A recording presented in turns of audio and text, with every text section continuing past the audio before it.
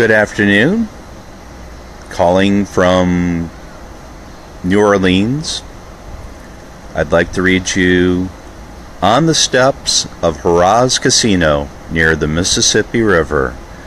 Wilbo contemplates Socrates, Buddhist monks, and the pure conversation.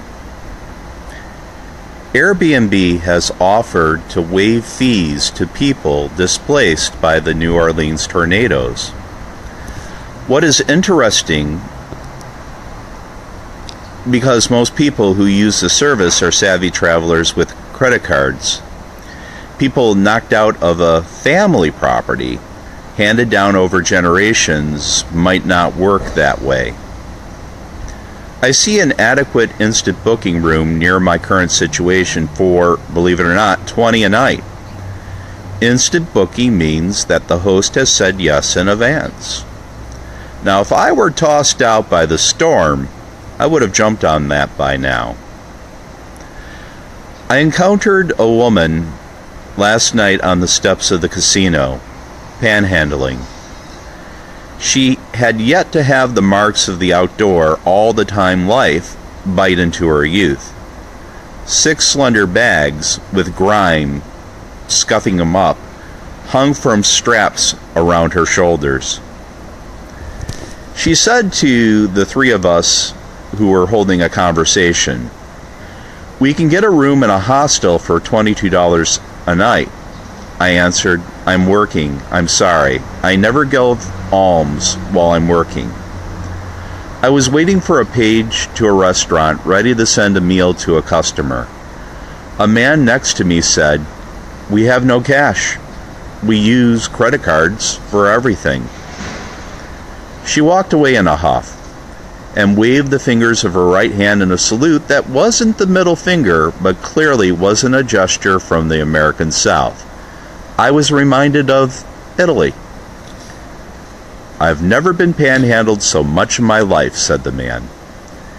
He had traveled to New Orleans from Virginia Beach for a conference on disaster preparedness. He fixed me with the eyes of a ranger or a SEAL when he talked to me. His girlfriend since last April, chimed in with questions about my purpose in New Orleans.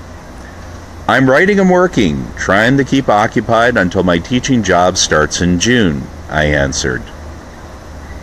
I told them all about my series of plays honoring my father, whose nickname in high school was Jughead. I call them the Jughead Plays. The first, sent to a playhouse in Lowell, Michigan, failed to be accepted for performance. "Congratulations, you were so brave to send up this play and yet will not move forward upon it." Playwriting is a tough row to hoe. Yes, friends at the Lowell Playhouse, I'm still besotted with the Lowell community players. Don't worry. After 15 minutes of shooting me question after question, the 2 felt the call of their nice hotel room at Harrah's Casino and shook my hand and wished me well. He had skill in asking questions that showed when he deflected all of mine. Another brief conversation struck up on the streets of New Orleans ended with a small transaction of information exchanged. This is the currency of this old city that requires no begging. How they use that currency as if it were Bitcoin or a credit card has eluded this writer up to this day. It's nuts to think, but it might be true. I practice the street art of pure conversation, as if I were Socrates or a Buddhist monk. It's different, though. Socrates had disciples who memorized his every word, and eventually Socrates had to drink hemlock as his poison. He was corrupting the Greek youth, the authorities said. His students brought him roast lamb from their leftovers. Buddhist monks, on the other hand, are taught to beg for food, as novices and followers of Buddhism flock to the streets near the temple to fill up their begging bowls, held by the young monks in their saffron robes. My writing is my begging bowl.